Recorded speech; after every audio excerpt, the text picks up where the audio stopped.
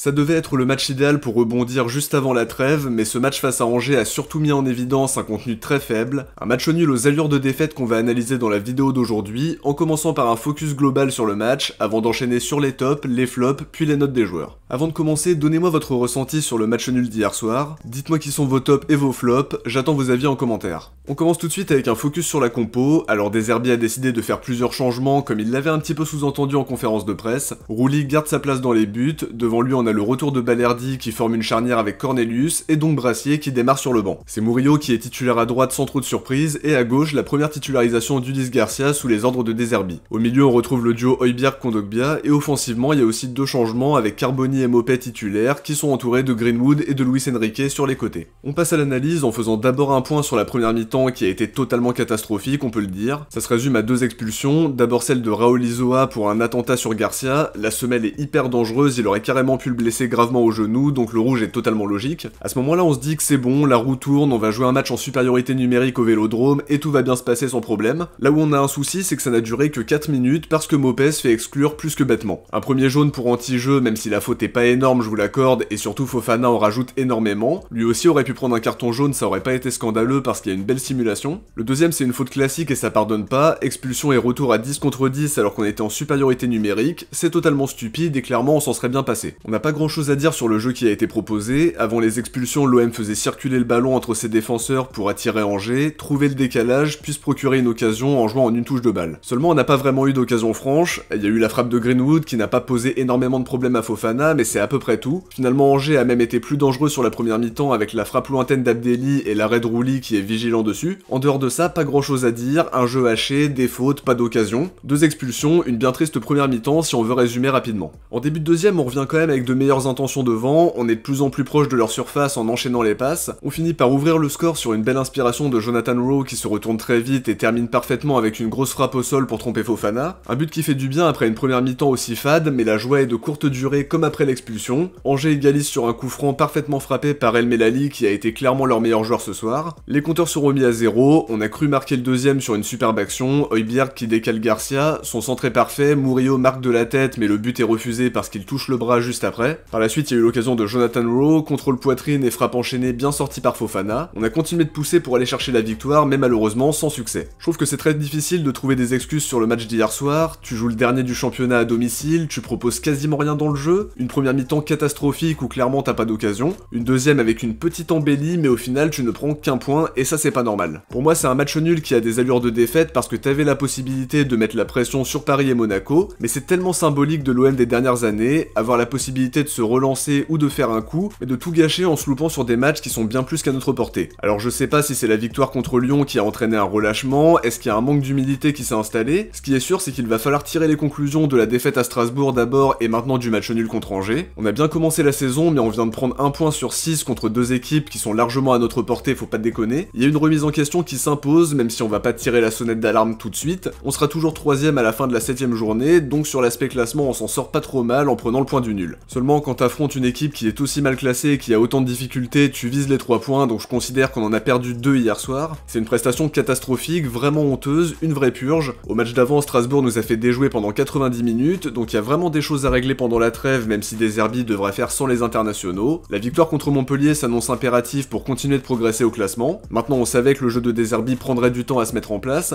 Oui, l'équipe est en construction, mais face au dernier du championnat, tu devais proposer autre chose que la bouillie qu'on a vue hier soir. On était plus proche de certains matchs de l'OM de la saison dernière que de ceux du début de saison. Malgré tout, je reste confiant parce qu'on a vu des choses très prometteuses depuis le début de la saison. Il faut maintenant retrouver l'efficacité, une animation offensive inspirée, et on espère aussi voir l'équipe type de De Zerbi à un moment donné. Entre les blessures et les suspensions, ça n'a toujours pas été possible. Après la trêve, on devrait récupérer Merlin si tout se passe bien, donc ce sera déjà une très bonne nouvelle. On passe au top et au flop en commençant par les tops. Jonathan Rowe en fait évidemment partie parce que son entrée a été très impactante. J'aime beaucoup ce qu'il est capable d'apporter parce que c'est lui qui ouvre le score en étant bien trouvé, il se retourne très vite et enchaîne une frappe pour tromper Fofana. Il a aussi été impliqué défensivement, il y a une autre action où il fait contrôle poitrine et frappe enchaînée. On sent qu'il marque des points à chaque entrée et ça pourrait rapidement inciter De Zerbi à le titulariser. Sans parler de top en puissance, Ulysse Garcia a fait un match cohérent pour sa première titularisation, positionné très haut sur le terrain, disponible, il y a eu quelques projections qui ont apporté un peu de danger, et surtout un centre parfait pour Murillo mais le but est refusé à cause d'une main. Parmi les flops on va forcément citer Neal Mopé pour son expulsion bête, 2 cartons jaunes en quelques minutes pour un anti-jeu jeu d'abord puis pour une faute, ça a gâché la supériorité numérique qu'on venait juste d'obtenir après l'attentat sur Garcia, le match aurait sans doute été différent, donc Maupay très gros flop. On peut ajouter Carboni qu'on a quasiment pas vu, après l'expulsion de Maupay il a été replacé en pointe donc ça l'a pas franchement aidé non plus, mais première titularisation difficile. Luis Enrique n'a pas réussi à apporter le danger offensivement, il a été bien bloqué par les défenseurs mais il a pas été très inspiré non plus. Højbjerg a aussi vécu un match compliqué, notamment en première mi-temps avec moins d'impact dans la bataille du milieu qu'habituellement. C'était un peu mieux en deuxième avec une belle passe pour décaler Garcia sur l'action du but refusé, mais il y a aussi cette frappe totalement ratée dans la surface alors qu'il avait tout le temps pour s'appliquer. Même chose pour Greenwood qui a tenté d'apporter le danger parfois, c'est lui qui se procure la première occasion avec un tir détourné par Fofana, mais il a été beaucoup moins en réussite au fil du match et globalement ça a été plutôt décevant aussi. On enchaîne avec les notes en commençant par un 5,5 pour Rouli qui a été globalement rassurant sur ce qu'il a eu à faire. Il sort un arrêt important sur la frappe d'Abdelli comme on l'a dit, mais difficile de lui reprocher l'égalisation.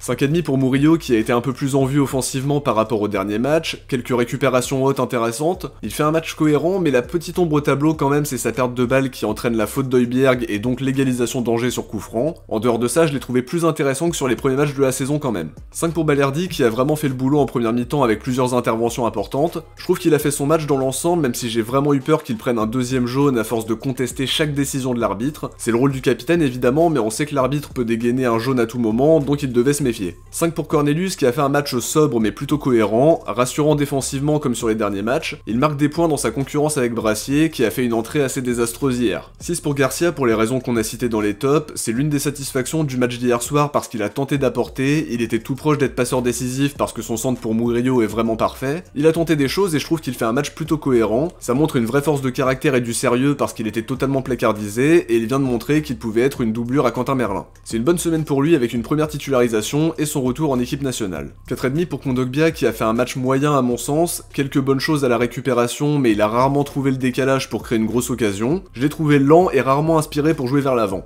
Højbjerg je lui donne un 4, une première mi-temps vraiment difficile à l'image de l'équipe, une deuxième un peu meilleure avec la passe parfaite pour Garcia sur le but annulé, mais comme on le disait un peu plus tôt, il y a aussi une frappe totalement ratée dans la surface, des situations où il peut tenter la frappe mais il ose pas, après c'est l'un des plus réguliers depuis le début de saison évidemment et c'était normal qu'il ait un coup de moins bien à un moment donné. 4 pour Greenwood qui a tenté des choses mais qui n'était pas non plus à son meilleur niveau hier soir, il y a quand même eu quelques différences par moment mais c'est compliqué de s'en satisfaire tant on sait qu'il est capable de faire des différences et de débloquer des situations compliquées, rien d'alarmant mais avec un Greenwood en confiance ça peut changer beaucoup de choses. 3 pour Carboni qui a été trop peu impactant, son replacement en avant-centre l'a pas beaucoup aidé comme on l'a dit dans les flops, à part sa frappe qui passe à côté il y a pas grand chose à dire de plus, même note pour Luis Enrique qui rayonne moins que sur les premiers matchs de la saison, hier soir il a pas fait de différence du tout, il a traversé le match sans rien proposer, un match à oublier. Pour finir, 1 pour Neal Maupay qui avait l'occasion de marquer des points aux yeux de son coach, finalement c'est une expulsion débile après quelques minutes où on l'a pas vu, rien à dire de plus. Sur le banc je donne un 7 à Jonathan Rowe parce que son entrée nous a fait beaucoup de bien, buteur et impliqué dans le travail défensif, il a été très important hier soir en se procurant également une grosse occasion après son contrôle poitrine. Pas de note pour les autres joueurs qui sont entrés, Wai n'a pas été très en vue sur la demi-heure de jeu qu'il a eu à disputer, Brassier a montré beaucoup de déchets techniques et c'est à peu près tout, Harit n'a joué qu'une poignée de minutes et Rabiot a lui été plutôt juste dans ce qu'il a tenté sans être hyper éclatant non plus, on attend maintenant sa première titularisation après la trêve.